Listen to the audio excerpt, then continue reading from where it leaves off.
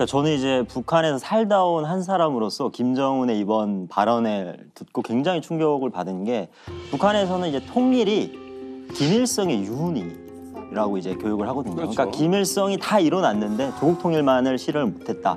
그래서 그 유훈을 관철하려고 김정일 또한 이제 그 유언을 받들어서 2000년 남북 정상회담에서 낮은 단계 연방제라는 어떻게 보면 남쪽의 기준을 어떻게 좀 맞추려고 하는 방법까지 표출하면서 이 유훈을 관철하자라고 이제 김정일이 이어갔는데 김정은이 이런 발언은 이제 선대들이 지금까지 했던 통일의 방법이나 이런 것들을 깡그리 무시하는 그런 발언으로 들립니다. 이 김정은의 이 도발 발언들이 처음 시작된 게 2023년 연말 열렸던 그 전원 회의 때거든요. 제가 그래서 한번 그 발언들을 한 거를 한번 준비를 한번 해봤거든요. 여기 보시면은 그때 김정은이 무슨 말을 했는지 여기다 요약본입니다. 이거는 굉장히 좀 어렵잖아요. 이거를 김진 기자님께서 준비하셨다면서요. 본인이 경우가 있어요. 준비를 했다며요. 저 자연스러웠어요. 노동당 중앙위원회가 종민 씨 어떤 회의인지 아세요 혹시? 노동당 전원회의요? 예, 전원회의. 중요한 그러니까 노동당의 전원이 다 참여하는 회의? 놀랍게도 맞아요. 노동당 전원회의는 이 당 중앙위원회가 모여서 북한의 대내외 문제를 정리하고 논의하는 회의입니다. 빙고. 팁이라니까. 그래서 지금 저희가 요약본을 들고 나왔는데 이 요약본도 굉장히 많고 복잡합니다. 그래서 이 부분 중에서 어떤 것만 보면 되는지 좀 말씀드릴게요. 이번에 그 노동당 전원회의에서는 정치, 경제, 사회, 대남, 국방, 대외 부문으로 의제가 정확하게 나눠져 있습니다. 그 중에서도 경제 부문을 좀 한번 보시면요. 늘어나는 밀 생산량에 맞게 밀 가공 공장 등을 현대적으로 꾸리고 밀 가공 기술 개선 및 제품의 질을 높였다. 라고 이제 스스로의 식량 생산을 늘렸다라는 성과를 약간 자화자찬하는 내용이 정리되어 있고요. 자, 그리고 이제 대남 부분이 문제가 됐던 그 부분입니다. 북남 관계는 더 이상 동족 관계, 동질 관계가 아닌 적대적인 두 국가 관계, 전쟁 중에 있는 두 교전국 관계로 완전히 고착됐다. 라고 아예 단정을 하고 있습니다. 그러면서도 언제든지 전쟁이 터질 수 있다는 것을 기정사실화하고 남반부 전 영토를 평정하려는 군사 행동에 보조를 맞추어 나가기 위한 준비를 박차자라는 내용이 주된 합의 분야입니다. 그러니까 요약하면 전쟁 준비를 하자 이런 이야기네요. 남북 관계는 예전과 다르다라는 것. 그리고 국방과 대남에 있어서 전쟁 준비를 완료해야 한다. 사실 북한이 지금 해결해야 하는 것은 북한 체제 내에 있는 식량난입니다. 근데 먹고 사는 식량난을 어떻게 해결할지에 대해서 전혀 의제가 없고 오히려 무슨 밀 생산 기술을 늘렸다가 나는 뭐 자화자찬성의 포장 얘기만 들어가 있다는 걸 좀 볼 수 있죠. 무슨 밀 생산량이 늘어나서 밀가공 식료품 공장을 늘렸. 북한이 제일 귀한 게 밀가루예요. 밀가루가 어디 있습니까? 그거 먹고 탈북해요. 대한민국에서 막 그 무슨 시위하는데 계란이 딱 불더니 그 위에다 밀가루를 쫙 뿌린 거예요. 그거 보고 얼마나 충격받을 줄 압니까? 완전 후라이야 저거. 아니 먹는 걸 왜 던져? 이러면서. 신고부터 던지고. 계란 던진 것까지는 이해했어요. 계란 던졌구나. 달걀 던졌어. 근데 거기다 밀가루 탁 던지고 야 저거 튀기면 튀김이잖아 이렇게 돼버리는 거야. 저거 튀기면 튀김이잖아 이렇게 돼버리는 거야. 그래서 충격받는데 완전 지금 과대포장 후라이예요. 작년 한 해 동안 아사자가 좀 많이 나왔어요, 북한이. 이게 3년 동안 코로나를 겪으면서 국경이 막혔잖아요. 최근 들어서 5년 이내에 작년에가 제일 아사자가 많이 났다 그러거든요. 그러니까 그게 5년 동안 합쳤을 때도 제일 많이 났대요. 그럼 지금 김정은 얘기한 거 100% 넘게 했는데 왜 아사자가 나와? 말이 안 되잖아요. 그리고 사실 지금 연초부터 북한이 보면은 1월 5일, 7일 바다에 포 쏘고 그리고 14일 날에는 그 고체 연료 중간거리 미사일 쏘고 했잖아요. 그런 것들 보면은 저는 김정은이 참 초조해져 있구나라는 생각이 들어요. 왜냐면은 지금 우크라이나하고 러시아 전쟁이 그걸 통해 가지고 김정은의 관심을 받았잖아요. 푸틴을 만나 가지고 세계 중심에서 관심을 받다가 지금 미국 대선 있고 팔레스타인 전쟁이 있다 보니까 지금 관심에서 서서히 멀어지는 거예요. 그러다 보니까 맞아. 내부에 있는 이런 뭐 안 좋은 그런 여론들을 잠재우기 위해서 목소리를 크게 하고 외부에 적을 만드는 하나의 북한이 오랫동안 써왔던 내부가 혼란할 때 밖에 적을 만들어가지고 내부를 맞아요. 결속하기 위한 그런 전략이 아닌가 저는 생각합니다. 근데 최근에 이제 무력 도발 가능성과 관련해서 북한 내부에서조차 뭔가 엇박자가 나는 듯한 쿵짝 뭐 이런 느낌의 쿵짝 뭐 이런 느낌의 좀 이상한 일이 발생했어요. 지난 5일에 연평도 백령도 근처에 해안포 200여 발을 북한이 쐈거든요. 네. 6일에는 포탄 60여 발을 쏘고 7일에는 90여 발을 쏜 걸로 우리가 봤어요. 네. 눈으로 본 것뿐만 아니라 각종 첨단 장비를 통해서 정찰 자산을 통해서 우리 군이 정확하게 계측을 했어요. 네. 그런데 미스테리한 일, 실컷 쏴대고서 네.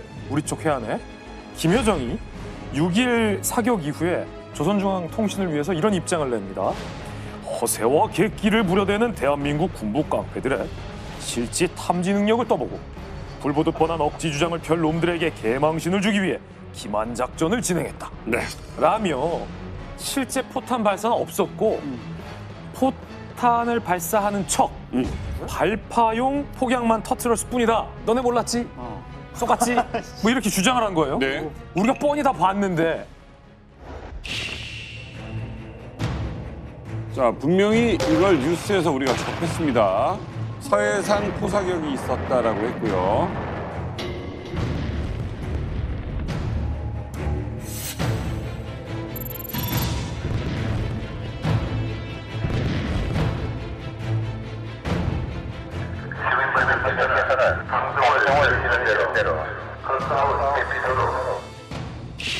자, 연평도 주민들 긴급 대피 명령까지 나왔습니다.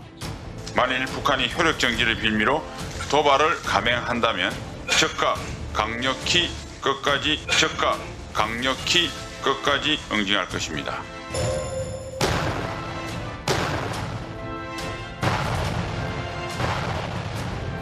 우리 역시 사격 훈련을 진행을 했습니다. 우리 군대는 해당 수역에 단 한 발의 포탄도 날려보내지 않았다. 단 한 발의 포탄도 날려보내지 않았다. 자, 북한이 하는 이 장난 같은 멘트를 한번 들어보시죠. 놀자 그러네. 대한민국 군부 깡패들은 우리가 던진 미끼를 덥석 받아 물었다. 허세와 객기를 부려대는 대한민국 군부 깡패들의 실지 탐지 능력을 떠보고 개망신을 주기 위해 기만 작전을 진행하였다. 아, 저 수준 낮다. 아우. 폭약 터지는 소리를 보성으로 오판하고 해상 완충구역에 떨어졌다는 거짓을 꾸며댄다. 자, 이러면서 영상을 하나 공개합니다. 언 땅을 파요. 왜? 폭파!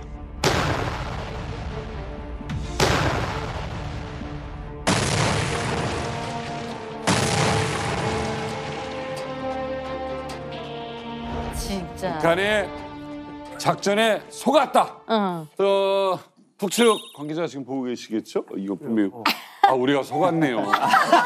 우리가 속았네요. 뭐 어쩌라는 거야? 아니 왜 이런 장난을 해? 이게 장난으로 할 일이에요? 결정적으로 저 발언이 사실인지 여부를 제가 취재를 해봤어요. 근데 단순히 우리 국방부에서 이 포를 쏘는 소리만 듣고서 몇 발을 쐈다라고 우리가 단정한 게 아닙니다. 우리 군에서는 어떤 것까지 파악했냐면 북한이 쏜 포탄의 비행 궤적 자료까지 우리가 다 갖고 있고요. 어떤 게 목표 지점 어디에 떨어졌는지 우리가 궤적도 다 알고 있고 사격 전후로 북한이 블로핑으로 방금 봤던 폭격을 터뜨리는 것까지 우린 이미 다 사전에 알고 있었습니다. 아하. 그런데 북한이 거짓말을 한 거죠. 정치권이 좀 분열될 법도 한데 이번 북한의 기만에는 우리 정치권도 대응하지 않았어요.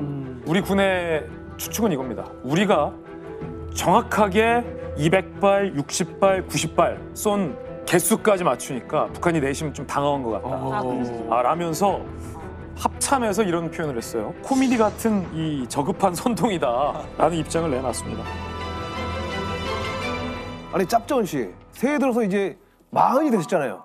네? 부록 아닙니까? 부록이. 근데 왜 이렇게 막 나가도 되는 거예요 이렇게?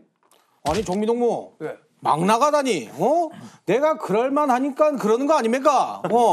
사실 뭐 2023년은 우리 위대한 북조선의 한 해라고 해도 과언이 아닙니다. 열병식에서 ICBM을 내가 공개를 했었고 여름에는 이 김정은이 직접 러시아에 가서 푸틴 형님과 함께 대화를 했었고 연말에는 우리 정찰 위성 발사한 데까지 성공하지 않았습니까? 그러네. 많은 일이 있어. 그러네 동의해주면 안 돼. 이제부터는 저는 그래서 이제 무서울 게 저희가 없습니다. 그래서 남조선이든 미군이든 싸워서 저희가 이길 수 있다는 생각이 있기 때문에 강하게 나가는 거 아닙니까? 많이 생겼어. 사실 영어 속담에 보면은 짖는 개가 물지 못한다라는 말이 있어요. 제가 봤을 때는 지금 열심히 나열을 하잖아요. 근데 나열을 할 때마다 마음속에 초조함이 있어요. 되게 불안함이 있는 것 같아요. 그렇지. 왜냐하면은 김정은이가 가장 밀고 있는 게 4대 세습이거든요. 그렇죠. 4대 세습을 하기 위해서 평화적으로 통일하면요. 없어지죠. 이게 불가능한 거예요. 불가능하죠. 그러다 보니까 일단 모르겠다. 그냥 강하게 나가자. 그러는 것 같아요. 그래가지고 그냥 자기 체제를 존속하기 위해서 우리는 나만하고 동족한 게 아니다. 이제 끝내겠다. 그리고 우리는 그냥 너고 나는 나다. 자, 지금 원래 가지고 있는 사람, 그 많이 갖고 있는 사람일수록 이걸 안 놓치려고. 네. 김정은이 지금 갖고 있는 게 얼마입니까? 만약에 전쟁, 진짜 자기가 주장하는 것처럼 전쟁 일으키면 당신이 갖고 있는 거 다 잊어버린다고, 다 잃어버린다고. 나도 스포츠카 100대 있으면 절대 전쟁 안 해. 그러니까 그럼. 이게 뭐 적절한 비유일지는 모르겠지만 삐진 것 같아요 지금요. 왜냐면 그 선대 김정일과 김일성 시대 때는 이른바 고려 연방제 통일을 나름대로 추진했어요. 맞아요. 그러니까 일국가 이체제예요. 네. 그런 반면에 우리 같은 경우에는 꾸준하게 이제 우리 대한민국 위주의 흡수 통일을 지금 추진하고 있지 않습니까? 그렇게 딱 보니까 대화도 안 되고 지금 일도 안 풀리고 하니까 에라이 모르겠다. 입이라도 한번 털자. 해가지고 저희 막말을 하는 것 같아요. 삐졌죠? 아니 많이 오늘 삐졌네. 아니 김정은이가 삐지긴 뭘 삐집니까? 오늘 리마 감독도 오늘 뭐 못한 소리가 없네. 맨날 삐져 있어. 아 진짜 울고. 왜 이렇게 섭섭합니까 이거? 저울증이야. 아무도 내 얘기를 들어주질 않고 이거 편 하나 들어줄 사람이 없고 새도 되고 하니까 우리 아버지가 생각나는 건 그래. 내래 우리 아버지는 여정이하고 싸울 때 내 편만 들어줬는데 말하지. 진짜. 아버지!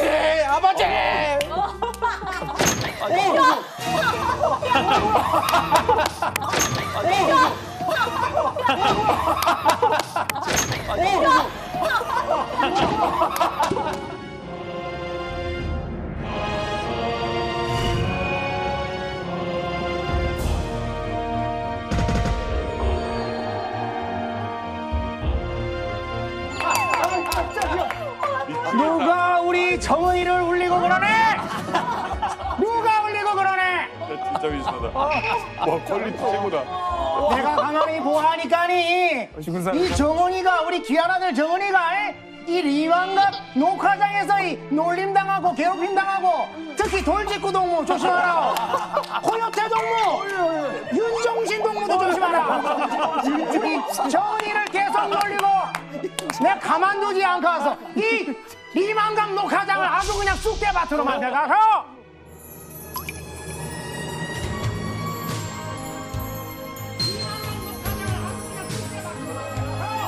아버지! 안감 녹화장을 아주 그냥 쑥대밭으로 만들어가서 아버지 어떻게 오셨습니까? 아버지 어떻게 오셨습니까? 내 지옥에서 살아왔다.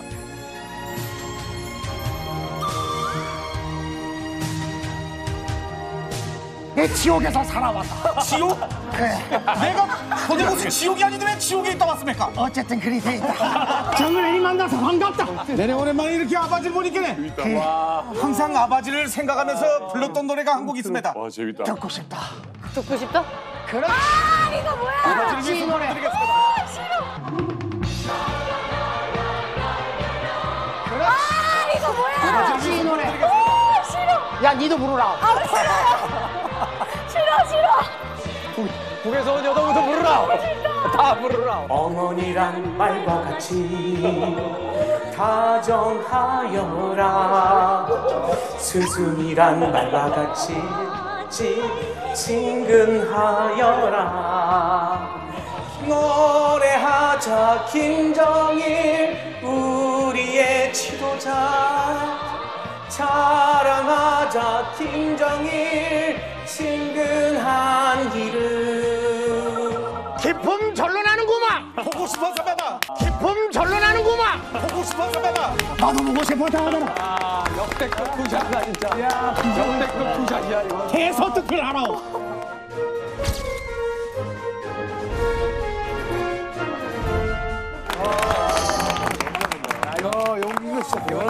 뭐 아마 해외 언론에서 오늘 방송 보시면 아마 인터뷰 많이 올 것 같습니다. 사실 저 투샷은 본 적이 없는 샷이거든요. 맞아요. 정말 아마 전 세계 난리가 날 것 같습니다. 제가 예상하는데 곧 넷플릭스에서 연락 옵니다. 계약은 네가 알아. 어쨌든 새해 이 충격적인 이야기로 시작을 했습니다. 이게 지금 대한민국과는 통일이 성사될 수 없다. 이게 적이다라고 선언을 했습니다. 이 말폭탄 던진 게 뭔가 이제는 좀 또 예전과는 달리 좀 실행하고자 하는 투가 좀 보여요. 자, 새 벽두부터 김정은의 지시가 있었습니다. 대남 기구들 싹 다 정리하라고 라는 지시가 있었고 이 지시를 수행할 일종의 북한 내에 TF팀이 꾸려집니다. 그 TF의 단장은 외무상 최선희 외교 실세죠. 최선희를 위원장으로 하는 협의 기구가 마련됐다라는 북한 매체들의 보도가 있었습니다. 그런데 그 TF팀에 누가 참석했는고 이름을 좀 살펴봤더니 다름 아닌 통일전선부의 리선권이 참여를 한 걸로 보도가 됩니다. 평양 정상회담 당시 리선권 북한 위원장이 우리 대기업 총수들에게 지금 냉면이 넘어가냐고 면박을 준 사실이 확인됐습니다.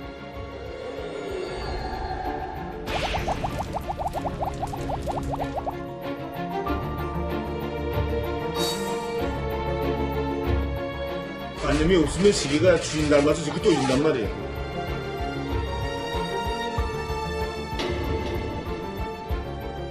그런데 북한 매체의 호칭이 특이합니다. 리선권 동지를 비롯한 대남 일꾼들이 참석했다. 이렇게만 표현이 나옵니다. 리선권은요, 통일전선 부장이에요. 네. 단 한 번도 리선권 대남 일꾼이라고 표현된 적이 없었습니다. 리선권이 통일전선 부장에서 무언가 징계를 받고 대남 일꾼 차원으로 격하됐다라는 것을 우리 첩보에서 파악하고 있었거든요. 그런데 이번에도 대남 일꾼 리선권이 참여했다라고만 표현이 됐습니다. 자, 그렇다면 리선권이 부장으로 있는 이 통일전선부가 뭐 하는 데냐라는 게 중요하겠죠. 통일전선부는 대한민국 내부의 첫 번째 역할은 간첩을 보내는 역할입니다. 그래서 통일전선부 안에 있는 가장 실세의 유명한 과가 직접 침투과. 아, 그래요? 예. 이름. 첩보 역할을 하는 게 대남 첩보 역할을 하는 기구가 바로 통일전선부입니다. 그런데 이렇게 나쁜 일만 하냐? 그건 아닙니다. 개성공단 사업 같은 굵직한 남북교류 사업도 통일전선부가 주무부처입니다. 그러니까 남북 사업을 총괄하는 부서가 어디다? 통일전선부다라는 거죠. 그런데 이 통일전선부가 점점 축소되거나 아예 유명무실해질 것이다. 이런 관측이 나오고 있습니다. 사실 뭐 이선권에 대해서 저렇게 직책조차도 붙이지 않고 이렇게 그냥 언급하고 대남 일꾼이라는 게 간부라는 의미예요. 그렇게 얘기한다는 게 대남 관련해서 이제 필요 없다 이거죠. 김정은이가 1월 1일부터 대남 기구 정리해라 이랬으니까 이제 이선권이의 명줄, 이선권뿐만 아니라 이선권을 위시한 대남 관계자들이 이제 사실 할 일이 없어진 거예요. 별자리가 없네. 네. 정확합니다. 통일전선부 리선권 부장이 바로 조평통 위원장 출신입니다. 조평통이 어디냐? 원래는 통전부 산하기구였어요. 그런데 2016년 6월에 정식 국가기구로 승격이 돼서 그때부터는 대한민국의 통일부와 같은 위상에, 같은 격에, 같은 대화 파트너로서의 위상을 북한 내에서 이 조평통이 맡고 있었습니다. 그래서 여기서 뭘 했냐면 바로 남북 고위급 회담을 이 조평통에서 주도하기 시작합니다. 2019년 하지만 북미 회담이 결렬되고 나서 이 조평통의 기능이 점점 무력화돼서 지금은 거의 조평통이 제 기능을 못한다라고 보고 있습니다. 아마 이번에 김정은의 명령으로 통일전선부가 없어지거나 축소된다는 충격적인 소식. 그래서 당연히 조평통은 정리될 것이다. 이렇게 보고 있는데 최근 우리민족끼리라는 북한의 이 대외 매체에 접속이 안 된다는 보도가 많았습니다. 이걸 관리하는 데가 바로 조평통입니다. 따라서 우리 민족끼리도 폐쇄할 것이다. 이런 예상도 현재 나오고 있습니다. 뿐만 아니라 잘 알려지진 않았는데 사실은 북한을 연구하는 사람들 입장에서는 이 통전부나 조평통 못지않게 중요한 대남기구를 하나 더 꼽습니다. 바로 저 밑에 있는 바로 저 밑에 있는 조선 아시아 태평양 평화위원회입니다. 줄여서 이렇게 들으면 알 거예요. 아태위. 아태위. 아태위. 대남 사업을 총괄하는 또 하나의 부서이기도 합니다. 여기서 했던 제일 유명한 게 정주영 회장의 소태방북. 여기 주무입니다. 그리고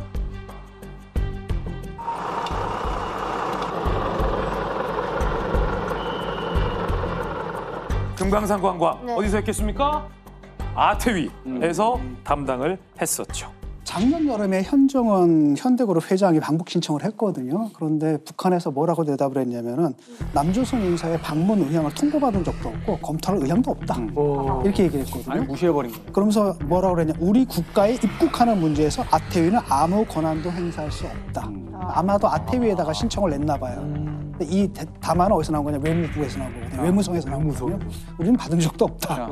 이제 뭐냐. 외무성이 하겠다. 이건 뭐냐면 너희와 우리의 관계는 결국 뭐냐. 다른 나라에 관해 간 거고 그렇기 때문에 뭐라 그러냐. 방북이 아니라 입국이라 그러잖아요.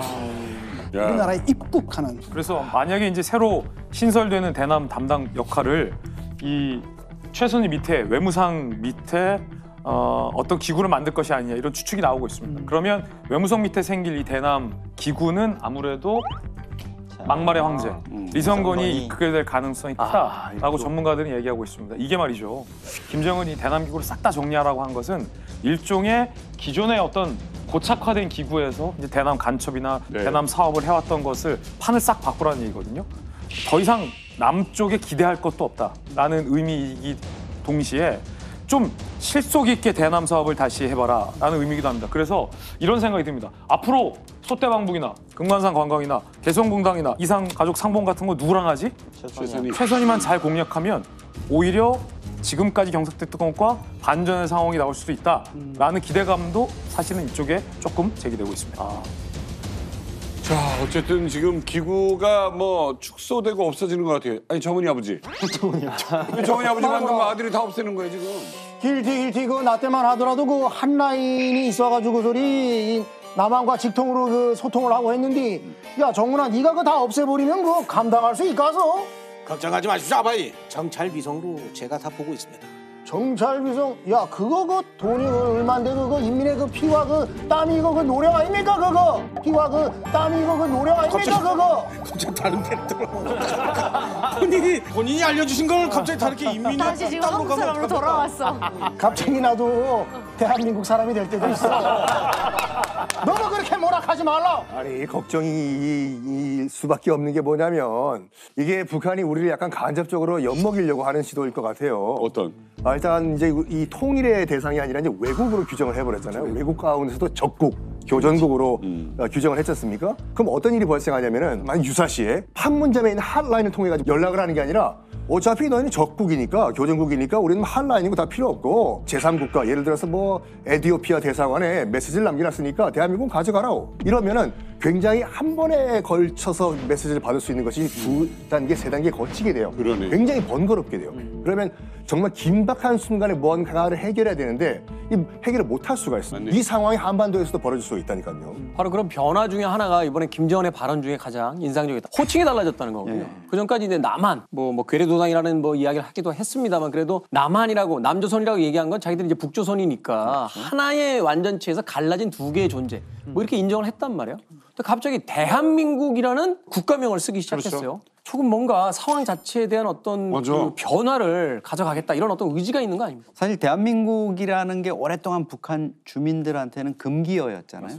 대한민국이 어딘지 모르는 사람들도 많고 과거에 우리가 북한에 40kg 들인 그 PP 마대로 해가지고 쌀을 담아서 보낼 때 맞아요. 거기에 쌀 40kg 대한민국 해가지고 녹색으로 크게 써 있었는데 대한민국. 사실 초기에는 그게 어디서 온지도 모르고 대한민국이 뭐지 이랬는데 알게 되니까 봉지 드러나지 않게 뒤집어 가지고 그거를 뭐 담아서 쓸 수 있게 하고 이럴 정도로 금기시하던 건데 이제는 공식으로 쓰고 나왔다. 이거는 뭐 국가 대 국가로 가져가겠다. 대한민국이고 우리는 조선민주주의 인민공화국이다. 그리고 앞으로 아마 요구할 겁니다. 그렇게 불러달라고. 왜 학교에서 이렇게 친한 형 동생 할 때 선배님 뭐 형 동생 뭐 이러다 갑자기 김태훈 씨 이렇게 부르는 그 상황으로 지금 가고 있다는 거네. 아니 거리감이 확 느껴지는. 싸우자는 거지. 진 교수님, 우리가 대한민국이라는 표현을 북한에서 들은 게 처음인가요? 이게 처음은 아니고요. 작년 7월에 이미 김여정이 주한미군 정찰기가 활동을 하지 않았습니까? 여기에 대해서 그 김여정이 발끈하면서 성명을 내면서 그때 최초로 대한민국이라는 명칭을 사용했거든요. 그다음에 그때쯤 또 뭐냐면 항저우 아시안 게임이었었지 않습니까? 그때 한번 잘 생각해 보세요. 그래 우리가 북한 팀은 이렇게 물어보니까 뭐라고 얘기를 했냐? 북한이라고 부르지 말라고 화를 내면서 우리를 조선민주주의 인민공화국이라 불러라. 이게 의미하는 바는 뭐냐? 그 전까지만 해도 남북으로 나눠져 있을 같은 민족이다라는 건데 이제가 아니라 그냥 다 별개의 나라다. 너희들하고 상관하고 싶지도 않다. 그런 표현을 지금 하고 있는 거죠. 아니 나라의 호칭 문제가 굉장히 민감한 문제예요. 그 나라를 어떻게 생각을 하냐라는 걸 보여주고 있거든요. 예를 들어서 우리가 미얀마라고 부르는 나라 있잖아요. 미얀마. 미국에서는 주요 언론들이 미얀마라고 안 불러요. 뭐라고? 버마라고. 과거에 우리도 버마라고 불러요. 우리 아웅산. 그 아웅산 버마요. 왜냐면 이제 미국과 이제 영국 언론들은 그 1988년에 이제 버마 군부가 쿠데타를 일으키고 이제 민중들을 탄압을 하고 이런 과정에서 국호를 바꿔버려요. 미얀마로 국호를 바꾸거든요. 그래서 미국과 영국의 언론들, 특히 CNN 같은 경우에는 지금 현재 군사정권을 인정할 수가 없다. 그래서 너희들이 정한 미얀마를 안 쓰겠다. 그래서 아직까지 미국 언론들은 버마 옛날 호칭을 써요. 짭짜훈 씨, 속 시원하게 좀 밝혀주세요. 왜 갑자기 대한민국이라고 하는 거예요? 이게 왜 그러냐면 사실 뭐 우리 북조선 같은 경우에 이제 핵무기도 있겠다, 또 ICBM도 있겠다, 위성 정찰도 뭐 있겠다. 이제는 강대국 아니겠습니까? 그렇기 때문에 옛날처럼 뭐 쌀 좀 얻고 뭐 소 좀 얻고 할 때는 좀 비위 좀 맞춰주려고 뭐 한민족이다 이런 얘기를 했었는데 이제 더 이상 그럴 필요 없이 남조선은 이제 남의 나라다. 그래서 대한민국이라고 부르는 겁니다. 근데 진짜 김정은의 속마음이 지금 이야기한 저 이야기일 수도 있겠다라는 또 생각을 해보게 돼요. 왜냐하면 최근뿐만이 아니라 몇 년 전부터요. 그 젊은 세대들, 이제 남쪽에 있는 우리 젊은 세대들에게 어떤 설문조사나 이런 걸 해보면 꼭 통일할 필요가 있나? 뭐 이런 대답들이 많다라고 해요. 사실은 저희만 해도 앞서 이 통일이라는 건 절대적인 가치지 이것은 뭐 논쟁을 하거나 우리가 어떤 시기에 따라서 변하는 가치가 아니었거든요. 근데 지금의 젊은 세대들은 우리와는 좀 다른 게 아닌가 하는 또 생각이 드는데. 왜냐하면 그 배경에는 뭐가 있냐면 우리 어머니 때, 아버님 때만 해도 한국이 하나였을 때의 기억이 있는 거예요. 이분들은 심정적으로 분단돼 있다는 사실을 용납이 안 되는 거야. 이게 불편해하는 겁니다. 근데 저만 해도 딱 태어났을 때 뭐예요? 둘이 어차피 나눠져 있었고. 그런데 통일에 대한 필요성은 계속 교육을 받았고 얘기를 들었단 말이에요. 그런 세대란 말이죠. 근데 그 다음 세대는 통일하면은 그런 게 떠오르는 게 아니라 당위가 떠오르는 게 아니라 저 북한 그럼 우리가 다 먹여 살려야 되는 거 아니야? 우리도 먹고 살기 힘든데 굉장히 현실적인 생각을 하는 겁니다. 재밌게도 북한도 마찬가지인 게 김일성하고 김정일 이들은 그냥 통일지상주의잖아요. 근데 사실 김정은만 해도 다르거든요. 맞아요. 그러네. 신세대네. 북한은 옛날에 군대 내보낼 때 10년, 13년 군복무할 때 통일병사가 돼서 돌아오너라 이런 얘기를 많이 했거든요. 조국을 통일하겠다라고 사명감을 가지고 나갔는데 이제는 북한이 사명감도 바뀌었어요. 오로지 결사옹이 총폭탄 정신으로 김정은만 결사옹이 하자로 바뀌었어요.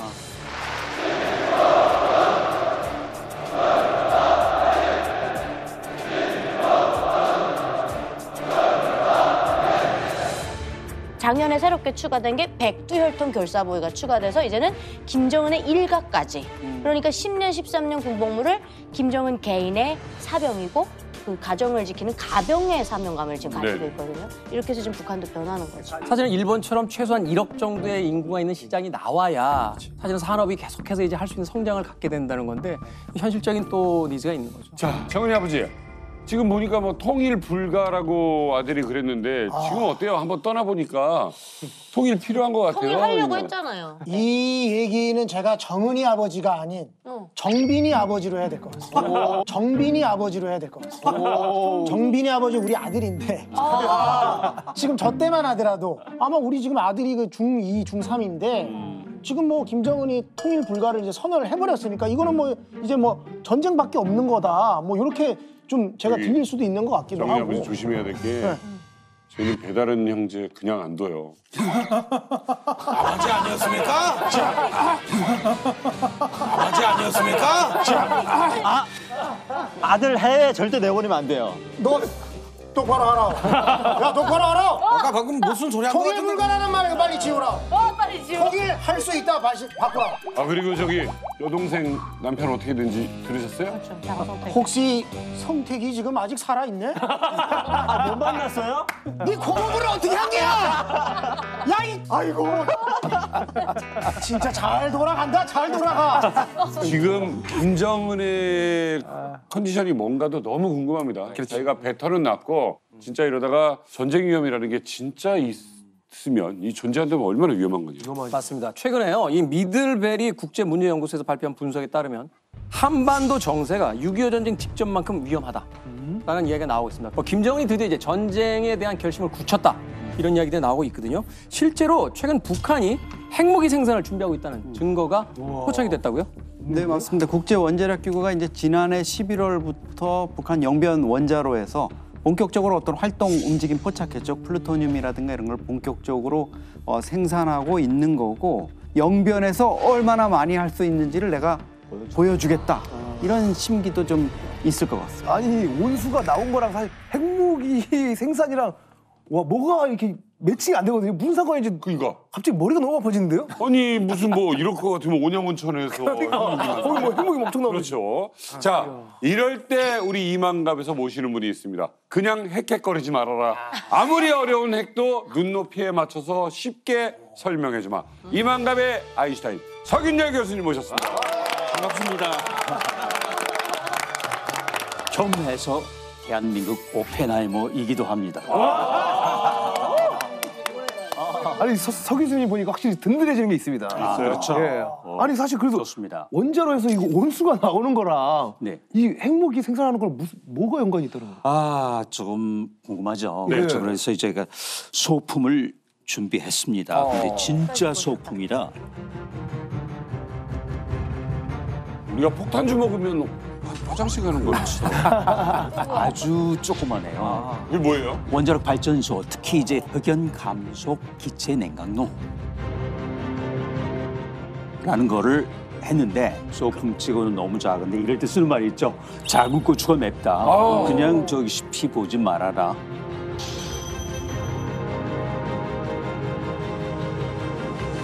원자로는 두 가지가 일어나잖아요. 235라고 하는 놈은 깨져서 열이 엄청나게 나고 동시에 열도 나고 플루토늄도 만들어지고 그런데 그 열을 식히는데 이산화탄소를 쓴단 말이죠. 옛날 구닥다리예요. 소련, 영국, 지금 북한에서도 이제 운전한 지 40년이 넘었을걸요. 이제 불이 언제 날지 몰라요. 이런 원자로인데 이산화탄소를 가지고 식힌단 말이죠.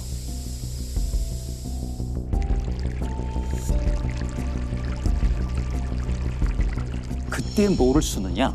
구룡 강물 써가지고 식힌다. 이제 그 원자력 발전 같은 경우에는 이제 그 대부분 다 이제 물로 식히는데 그래서 우리 고리 원자력 발전소도 그렇고 대부분 다 해안가에 있거든요. 맞네요. 후쿠시마도 그랬고. 맞아요. 전 세계 원자력 발전소가 거의 다 해안가에 있는 바닷물을 끌어들여 가지고 이제 냉각수로 활용한 다음에 다시 이제 바다로 이제 배출을 하는 거죠. 냉각수가 얼마나 중요하냐면 여러분 그 1986년이었나요? 체르노빌 원자력 발전소 같은 경우에도 이 냉각수가 냉각을 잘 못해 가지고 원자로가 폭발을 해버린 거예요. 근데 영변에는 바다가 없어요. 물을 끌어올. 그렇지만 구룡강이란 강이 있습니다. 그래서 강물을 끌어다가 이제 식힌 다음에 다시 이제 배출을 하겠죠. 그러면 이게 멀리서 위성에서 이제 적외선 카메라로 포착이 가능해요. 그래서 미묘한 강물의 온도 차이를 포착한 다음에 이게 점점 강물의 온도가 높아진다. 그럼 얘들이 지금 원자력 발전소를 지금 돌리고 있구나라는 걸 증거가 될 수 있다 이거죠. 그러면 원자로에 들어갔던 이 물이 방사능 물질이 그냥 그대로 물로 배출이 되는 거죠. 요즘에 방사능 때문에 굉장히 민감한데 이게 대한민국까지 올 가능성도 있지 않나요? 그렇지는 않고요. 우리 잘 말씀 주셨는데 제가 말씀드렸죠. 원자로 쪽에는 이산화탄소가 있고 증기를 만들고 그 다음에 식히는 이 물이란 말이죠. 이 물은 원자로 근처도 안 가죠. 그러니까 일단은 지금 걱정하는 구룡 강물은 비교적 깨끗하다. 그런데 만약에 원전력 사고가 난다면 또는 균열이 크게 간 대균열이 난다면 그런 문제가 될 수 있는데 왜 그러느냐? 구룡강이 어디로 가죠? 서해에 올려 들어가거든요. 서해에서 별로 멀지 않습니다. 뭐 150km 정도. 그러니까 만약에 사고가 나면 우리가 걱정을 해도 되면 아직은 안전하다고 봐도 아무런 문제가 없죠. 근데 북한은 예전부터 이 핵물질을 계속 만들었고 그걸로 이제 핵무기까지 그렇죠. 개발을 했잖아요. 네. 이번에는 좀 이전과는 좀 다른 상황이다 하는 이야기가 나오고 있어요. 북한이 이번에 핵시설 가동이 왜 예전보다 더 큰 관심을 끌게 된 건지 이게 사실은 좀 그렇죠. 궁금해지는데. 그거는요. 제 호주문수 나왔지만 이런 도움이라는 게 있잖아요. 우리 원자력 발전소 가시면은 도움 있죠. 동그란 거 있어요. 그렇죠. 동그란 거. 이제 이게 여기 이제 씌워지잖아요. 뭐야? 아까 그럼 없다고도 일단 그렇죠. 있었어. 그렇죠. 이제 드디어 그 경수로가 되는 거죠. 아.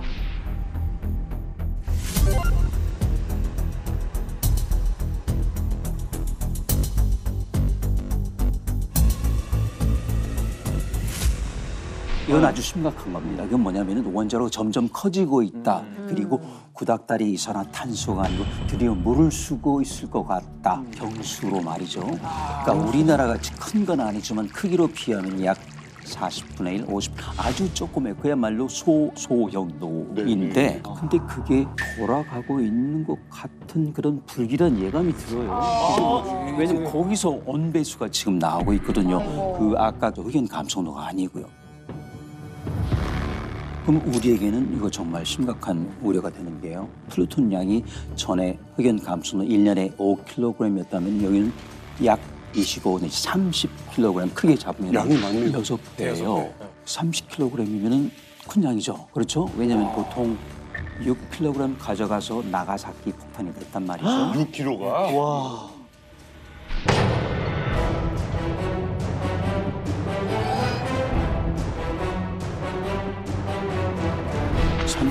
kg이라면 7개, 8개가. 그런데 위협적인 것 같은데 김정은 위원장이 말한 기하급수적이라 하면 공이 하나 더 붙어야 돼. 10배, 20배.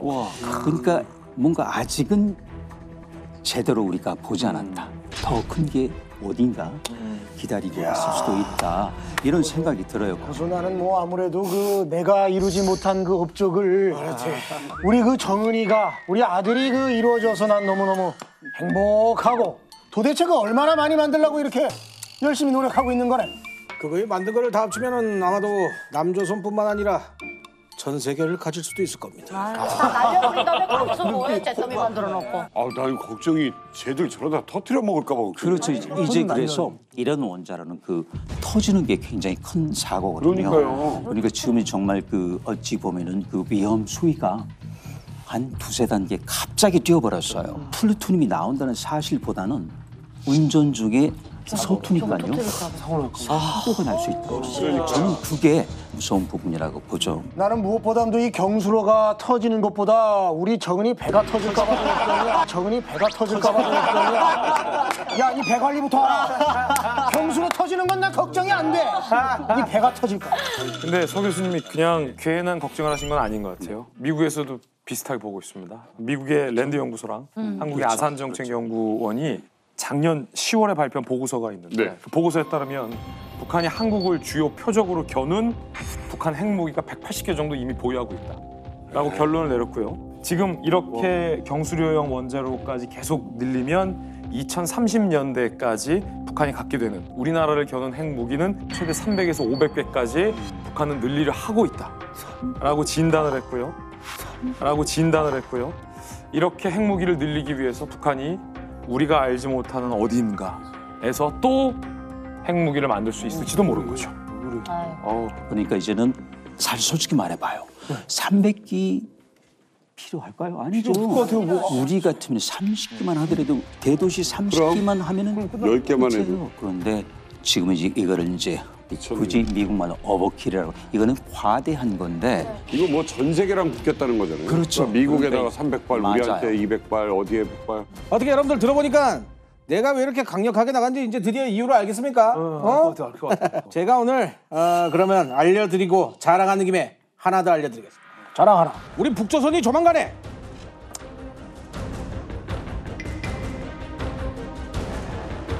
(7차) 핵실험도 할 예정. 지금 이거죠. 7차 핵실험은 한다라고 얘기했던 게 몇 년 전에 있었는데 그동안 안 해요. 그 안 했던 이유가 굳이 이제 더 이상 실험까지 안 해도 된다. 우리가 6차까지 한 걸로 충분하다. 라는 거였는데 지금 저렇게 외치고 짓는 거를 보면 이제 7차도 한 번쯤 주목받고 싶어 해서 하고 싶은 거 아니냐. 지금까지는 굳이 7차 핵실험을 안 하더라도 국제사회의 이목을 잡아줄 수 있는 수단이 많았습니다. 근데 7차 핵실험을 빼고 북한이 무언가를 했을 때 국제사회가 깜짝 놀라서 볼 수 있는 수단이 이제 남았을까요? 없어요. 위성은 이미 쐈어요. 그리고 결정적으로 풍계리 핵실험장에서 7차 핵실험 조짐까지 관측되기 시작을 했습니다.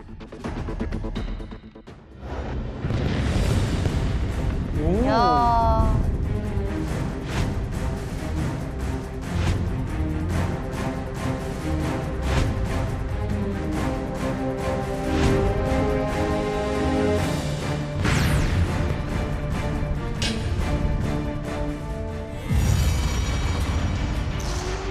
북한이 풍계리 핵실험장을 폭파한 것으로 확인됐습니다.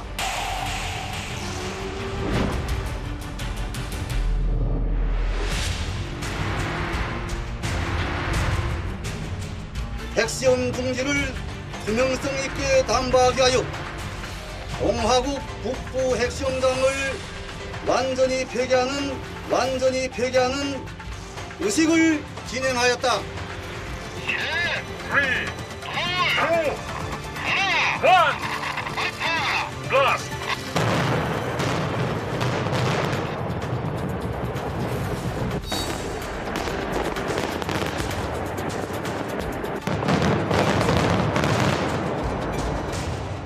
남북 정상회담을 앞두고 이제 쇼를 한 거죠. 저게 갱도까지 퍼뜨리면 더 폭발력이 강할 텐데. 원래 갱도 폭발하면 저 산이 내려앉아야 돼요. 북한은 이렇게 딱 꼬불꼬불 파놔가지고.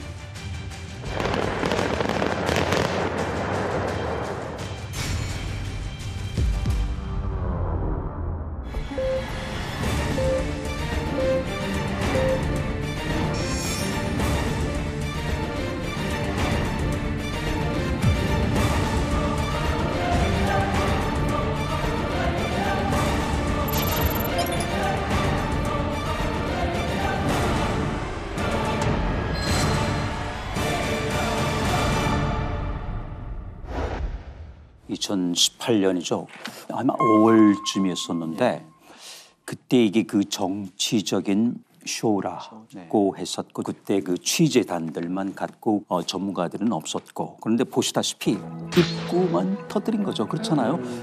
말씀하셨지만 만약에 갱도가 전부 하면은 내려앉게 산이 내려앉아. 그리고 지금 만탑산은 무지하게 이제 노후가 돼가지고 피로하거나 산피로증이라는 게 있어가지고 저 정도 되면은 내려앉는 게 맞아요. 그런데 그렇지 않았다는 건 입구만 그냥 아마도 입구에서 10m도 되지 않은 정도만 다이너마이트 정도로 터뜨렸겠죠. 이렇게 하고 그 다음에 전문가는 허락하지 않았고 그러니까 뭔가 좀 귀가 구리지 않았을까요? 영업정지 당했는데 맞아요. 가방 끄고 속에서 몰래 인사는 좀 많았잖아요. 비교가 딱이네. 눈 가리고 아웅하는 거야. 뒤에서는 아직 그대로 살아있는 영업한 거예요. 그렇죠. 그래서 그거를 아마도 제 기억하기는 2022 벌써 2년 돼가요. 2년부터 이제 3번. 그러니까 1번이 동쪽에 있었는 첫 번째 하다마자 그냥 그 시설 자체가 무너져 버렸고요. 2번 갱도에서 2, 3, 4, 5, 6 5번을 했죠. 그게 약간 북쪽이에요. 그리고 지금 말씀드리는 3번이 가장 남쪽. 어찌 보면 백두산에서는 제일 멀죠. 한 110km. 서울에서 충북 청주 정도. 그러네요. 그래서 일단 3번 갱도를 복원하기 시작했고 땅굴 하면 또 우리 북한 따라가기 쉽지 않잖아요. 그렇죠? 세계도 그러면 서럽죠. 그렇죠?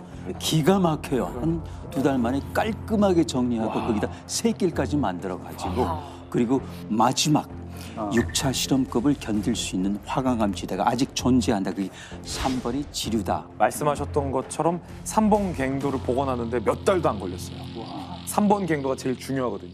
국제사회가 3번 갱도 다시 복원했다라는 지적을 하니까 2023년부터 4번 갱도를 다시 복구 공사를 하기 시작했어요. 자, 이게 4번 갱도로 향하는 샛길입니다. Road Construction Complete라고 돼 있죠. 샛길 공사가 완료됐다는 거예요. 위성 사진으로. 그런데 아직은 4번 갱도 입구는 현재까지 붕괴돼 있는 상태인데 그 붕괴된 이 낭떠러지 앞에 조그마한 건물 2개가 보이죠. 여기서 보면은 two constructed buildings라고 돼 있어요. 2개의 어떤 빌딩이 붕괴된 갱도 앞에 완공이 되어 있다라고 그 미국의 상업 위성하고 정보 위성들이 다 체크를 한 거예요. 신설 건물을 만들어 놓은 걸로 봐서는 이제 저 붕괴된 게 쉽게 말해서 입구가 이렇게 갱도가 있으면 입구는 돌로 막아놓은 거예요. 그럼 그 안에 있는 갱도는 튼튼하게 살아있는 거라고 보면 되겠죠. 이건 거짓말을 한 거네. 왜 그러고 살아요, 정은 아버지? 아이고 나도 그 하늘에서 그 폭발한 걸 봤는데 야 나도 깜빡 속았다 야 어제 그 감독과 제고 야 그거 너무 그 이은결보다 마술을 더 잘하더라 야 지혜비드석이야 지혜비드석. 예 애비드석이는 야 아주 잘했어 잘했습니다. 잘했어. 저는 그 폭발 때 완전 후라이인 거 알았어요. 완전 후라이예요. 그거. 거짓말이다. 왜냐면 북한이 폭격을 맞을 걸 대비해가지고 또한 충격을 받으면 이게 칼이 이렇게 탁탁 막히게 설계됐다고 저희 아버지도 그때 얘기를 했었거든요. 그래서 뭐 그거를 탁 무너지는 것과 동시에 골탄으로 그 뭐 무너지는 걸 이렇게 감싼대요. 그래서 그것만 꺼내면 뭐 다음 칸 들어갈 수 있다 이런 얘기를 했었는데 완전 정치 쇼고 김정은이는 핵을 포기할 수가 없는 게 목숨줄이잖아요. 그래서 지금 김정은이 들어와가지고 막 헌법을 자꾸 바꿔요. 막 핵무기 법제화 막 이런 걸 만들어내면서 그래서 한다는 얘기가 지휘부가 위험에 처하면 즉시에 자동으로 핵 타격을 단행하겠다 이렇게 얘기하거든요. 그럼 그 지휘부가 김정은이에요. 미국로 나 죽이고 싶어 죽여 그럼 내가 워싱턴에다가 자동으로 쏴줄게 이런 얘기하잖아요. 그러니까 완전 목숨줄인데 그거 왜 포기하겠어요. 완전 후라이. 후라이라고 하는데 이 윤하동무 이 김정은을 전혀 못 믿고만 그래. 못 믿으니까 내려왔죠. 무슨 말씀하시는 거예요? 아니 다시 올라오라 그러지 말고 내가 한번 들어보라고. 이 갱도가 꼭 핵실험 안 돼 써야 된다는 그 법이 있습니까? 그러면 갱도가 뭡니까? 지하 땅굴 아닙니까? 그렇지. 거기가 얼마나 서늘하고 시원합니까? 우리 북조선에 명태김치를 담궈놓으면은 굉장히 맛이 좋아집니다. 그래서 내내 그 갱도를 다시 시작하는 거지. 다른 의도가 없습니다. 혹시 그 서늘한 데다가 내도 거기가 갖다 놓으라고 하는 거 아닌가? 그 서늘한 데다가 내도 거기가 갖다 놓으라고 하는 거 아닌가? 내가 서늘한 데가 아닙니다. 내 그거는 용납 못한다. 내 반지하는 내가 별로 좋아하지 않아. 거짓말 치지 말라오. 거짓말 아닙니까 진짜? 거짓말이죠. 명태김치라니요. 김정은 말을 정말 하나도 다 못 믿는구만 그래. 못 믿겠어요. 솔직하게 우리 북조선이 핵무기를 왜 포기합니까? 내 눈에 흙이 들어오기 전까지는 절대 핵무기를 포기할 수 없습니다. 길티. 역시 내 아들 답디. 그 명태 김치 같은 소리하고 앉아있네 진짜. 흙이 들어오기 전까지니까 흙이 들어가게 해드려야 되나? 3명 조심하라. 내가 기억하고 있어서 밥칼랑 미스트. 저 외국 양반. 윤종신 양반. 환생하게 해주가서. 아 종신이 형은 지금 난데없이 야 내 이름이 이만 가면 왜 나오는 거야? 내 이름이 종신이 형 입장에서 그러겠는데? 아니 근데 말이야 솔직히 말해가지고 저 양반은 절대로 핵무기 포기 안 해요. 안 하지. 왜냐면은 핵을 개발하다가 이제 서방 세계에서 핵을 포기하면 경제적 지원을 해주겠다 해서 개발 단계에서 그럼 우린 스탑하겠다 한 나라가 있어요. 리비아예요. 그 끝이 아주 안 좋았습니다. 이 리비아 같은 경우에는 카다피가 당시에 미국의 말을 믿었거든요. 그러니까 미국이 핵을 지금 개발을 중단하면은 우리가 지원을 해주겠다. 그래서 중간에 포기를 해요. 어떻게 됐습니까? 그 이른바 아랍의 봄 민주화 운동 때 아주 비참하게 죽었어요. 카다피가 지하 하수도에 숨어 있다가 살려달라고 싹싹싹 빌음에도 불구하고 끄집어져가지고 집단 조리돌림을 당한 다음에 공개에 총살을 당했습니다. 이걸 보고 북한이 뭘 느꼈겠어요? 핵을 포기하면 우리가 우크라이나와 리비아 꼴 난다. 특히 최선희 북한 외무상은 이런 말 했죠. 우리는 리비아의 전철을 따라가지 않을 것이다. 맞아. 그러니까 북한이 선례가 있는데 안 좋은 선례가 따라 할까요? 절대로 핵 포기 안 할 것 같아요. 반대로 하고 있겠죠. 그치, 반대로. 그렇죠. 딱 반대로 하고 있죠. 외부적인 요인 플러스 저는 국내적인 요인을 좀 볼 필요가 있는데 사실 고난의 행군이란 그 긴 시간 지금도 마찬가지인 것이 우리가 외부의 이제 침략을 우리가 막기 위해서 무기에 투자를 한다라고 이제 공공연하게 이야기를 했는데 결국은 이제 와서 이제 핵을 포기한다고 지도자가 이야기를 하게 되면은 핵을 개발하기 위해서 굶어 죽었던 우리 삼촌, 아버지, 할머니 어떻게 할 건데 이거에 대한 내부적인 설명을 김정은이가 반드시 해야 돼요. 그러다 보니까 김정은도 핵을 포기하고 싶어도 포기하는 그런 구조적인 문제에 지금 빠진 거예요, 사실. 잘 모르는 저도 사실 이거는 핵을 포기 안 할 것 같은 이번 생에는 좀 포기를 안 하지 않을까 생각이 드는데 아니 어떻게 보면 북한에서도 이제 핵 무장했다고 이 스스로 인정도 했고 있다고 했는데 사실 뭐 더 실험할 게 남아 있나요? 남아 있죠. 뭔 실험을 더? 왜냐면은요 이게 소형화, 경량화된 핵 무기 위력을 계산이 아닌 실제 시험으로 해야 될 상황이 된 거죠. 왜냐면 이게 그 전술 핵무기 작은 거요. 심지어는 드론에다 실 수 있는 아주 작은 거. 핵 배낭보다 한 단계 올라가 여태까지 설계하고는 전혀 다른 종류의 DNA 자체가 다른 무기가 나왔단 말이죠. 이거는 계산 가져오면 안 돼요. 그리고 실전 배치하기 전에 한번 실험을 하는 게 그게 이제 7차 실험이 될 수도 있고 언제 할 것이냐 그건 모르죠. 근데 하긴 할 것이다 라는 거죠. 아니 그러면 8차, 9차 이거 계속 하는 거예요? 아닙니다. 딱 한 번의 실험이 필요한데 8차, 9차까지 안 가도 되고요? 안 가도 됩니다. 딱 한 번이 필요해요. 한 번이. 그런데 그 김정은으로서도 굉장히 좀 난관이죠. 백두산은 가깝죠. 그렇지, 이거 터뜨리면 마지막이죠. 큰일 난다. 그러니까 백두산. 이 7차 핵실험이 방아쇠를 당길 수도 있다는 거죠. 왜냐면 마그마 방에서 굉장히 가깝거든요. 딴 데도 하지. 그런데 만탑산 외에는 딱히 없죠. 태양궁전에서 할 수는 없나요? 따뜻하게 어떻게 생각하시는지. 할 수 있죠. 함부로 짓거리지 말라. 아니 너무 추우실 거예요. 따뜻하게 해드릴게요. 나 추운 거 싫다고 말하지 않았네. 화끈하게 1억 도까지. 1억 도. 그럼 문제가 있네요. 승무하시겠죠. 승무 안 되겠는데요? 아이 싫다 이 양반. 안 그렇게 되겠습니다. 안 봤는데. 안 되겠습니다. 알려주지 마라. 네, 알겠습니다. 잡혀가서. 저도 손상해. 사실은 북한이 이 핵실험을 진행하는 데는 화강암 지대로 둘러싸이는 만탑산에서 합니다. 근데 화강암이 워낙 촘촘하고 자연적으로 튼튼하게 설계돼 있어서 북한의 핵실험 여파를 지금까지 견뎠습니다. 그래서 공식적인 통계를 제가 들고 왔는데 1차에서 5차 핵실험까지는 핵실험으로 인한 인공지진 외에 단 한 차례도 자연지진이 발생하지 않았습니다. 인공지진만 핵실험할 때 발생했던 거예요. 그런데 지난 6차 핵실험의 위력을 우리가 평가할 때 히로시마 원자폭탄의 9배 폭발력이라고 평가하거든요. 7차는 그것과 비슷하거나 그거보다 더 할 수 있구나 라는 걸 전제했을 때 지금 이 만탑산이 과연 이 7차 핵실험을 견딜 수 있느냐의 문제예요. 왜냐하면 불길한 징조가 발생했어요. 6차 핵실험 이후에 만탑산 주변에서 지진이 얼마를 발생했냐면 총 64번의 자연지진이 발생했습니다. 이런. 그만큼 대가리 아니야? 6차례 핵실험을 하는 동안 화강암 지대의 만탑산 지반이 뒤틀리고 균열이 되고 약해졌다라는 반증일 수 있거든요. 만약에 이곳에서 한 번 더 핵실험을 한다면 균열의 틈으로 방사선 물질이 나올 수가 있다면 한반도가 사실은 이 방사능이나 방사선 물질 피해를 걱정해야 하는 시대가 올 수도 있는 거죠. 아니 아버지가 돼가지고 뭘 가르친 거예요? 놔두려고 그래. 뭘 가르친 거야 진짜? 균열이 여기 있었는데 거기에 균열이 됐구만. 그러니까 균열은 여기 있는데 북에 균열이 가서. 야 이게 뭐 어쩌는 일인지. 전 안 갔는데요. 전 안 갔는데요. 뭐 아이가? 안 갔습니다. 근데 왜 거기 균열이 가서? 그게 알 수가 균열이 없는 거죠. 갔어. 그렇죠. 저는 안 갔습니다. 그걸 왜 박사님한테 여기다 따져야지. 간다면 그렇게 되겠죠. 우리가 안 갈 겁니다. 살아생전에 서울대 핵 원자력 최고의 박사님이 김정이라고 꽁투하는 걸 볼 줄. 제 인생에 저는 우리 교수님도 어마어마한 분이야. 진짜 우리 사이에 껴서 그렇지 굉장히 국제적인 석학이야. 국제적인 석학이야.